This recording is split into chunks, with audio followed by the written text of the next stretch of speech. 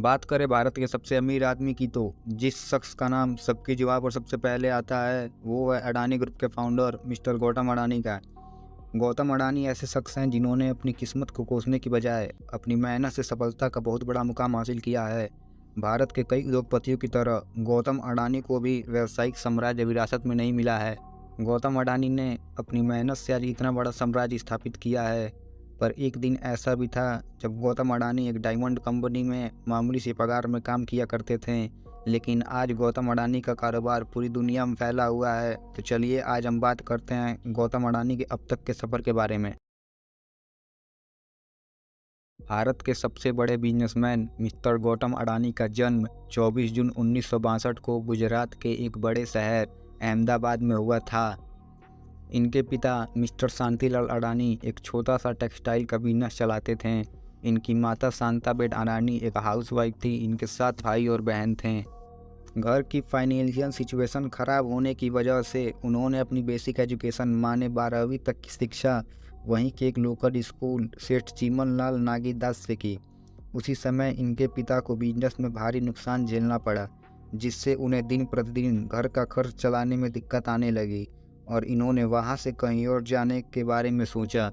फिर वो अपने परिवार को लेकर नॉर्थ गुजरात के एक शहर थराद में शिफ्ट हो गए। गौतम अडानी पढ़ाई में शुरू से ही एक अच्छे छात्र थे, जिसके कारण उनका एडमिशन वहीं पास के एक यूनिवर्सिटी में बीकॉम से हुआ। लेकिन पढ़ाई से पहले रोजी रोटी का सवाल आ गया, जिसके कारण उन्हें अपने कॉलेज के दूसरे साल में अपनी पढ़ाई छोड़नी पड़ी और पैसे कमाने के लिए साल 1978 में खाली जेब और बड़े सपनों के साथ आ पहुँचे उम्मीदों के शहर मुंबई में।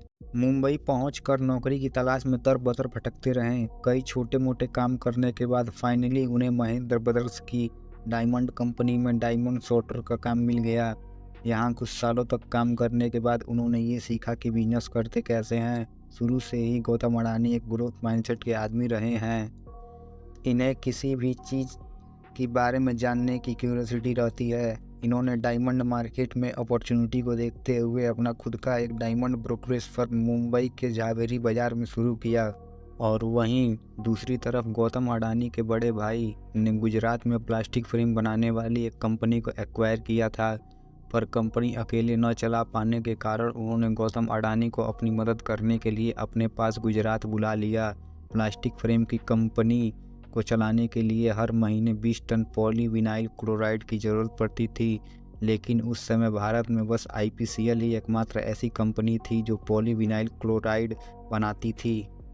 पर वो भी इतना माल नहीं मैन्युफैक्चर कर पा रही थी जितना कि अडानी के कंपनी को चाहिए था। इसलिए उन्हें ये रॉ मटेरियल कोरिया से इंपोर्ट करना पड़ता था। इसी दौरान मिस्टर अडानी को इंपोर्ट एक्सपोर्ट के बिजनेस में एक बहुत बड़ी अपॉर्चुनिटी नज़र आई और बिना कोई देर करते हुए 1988 में उन्होंने अडानी एक्सपोर्ट के नाम से अपना इंपोर्ट एक्सपोर्ट का बिजनेस शुरू किया, जिसका नाम आगे चलकर अडानी इंटरप्राइजेस कर दिया गया। शुरुआत में अडानी एंटरप्राइजेस सिर्फ प्लास्टिक फ्रेम में यूज होने वाले रॉ मटेरियल्स को ही इंपोर्ट करती थी। बाद में इन्होंने अपनी बिजनेस को बढ़ाने के लिए सामानों को एक्सपोर्ट करना भी शुरू कर दिया। साल 1993 में गुजरात सरकार ने मुंद्रा पोर्ट को चलाने के लिए प्राइवेट कंपनियों की तलाश करना शुरू किया। जैसे ही यह बात मिस्टर गौतम अडानी को पता चली, उन्होंने बिना कुछ सोचे समझे इसे खरीद लिया। आज मुंद्रा पोर्ट भारत का सबसे बड़ा पोर्ट है, जिसकी annual capacity 248.82 million metric tonne है। मुंद्रा पोर्ट से आज इंडिया के 40% और पूरे विश्व के 20% कारों का इंपोर्ट एक्सपोर्ट किया जाता है।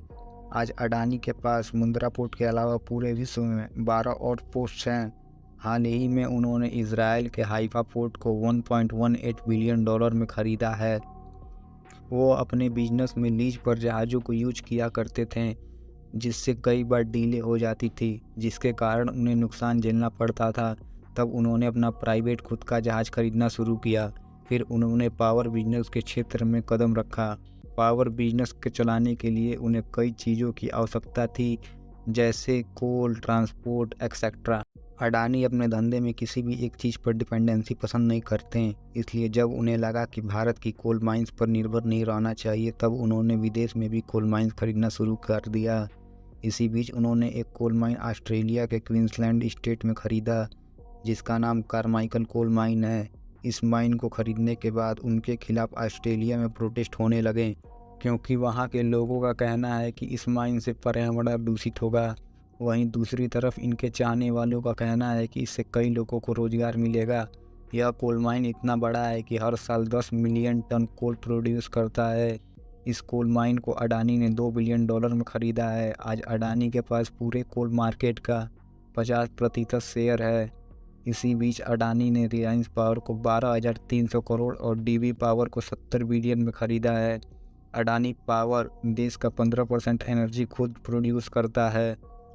इसके बाद इन्होंने कई और सेक्टर्स में भी अपने पैर फैलाए हैं, जैसा कि aviation sector, real estate, data centre, financial services, agriculture, logistics etcetera.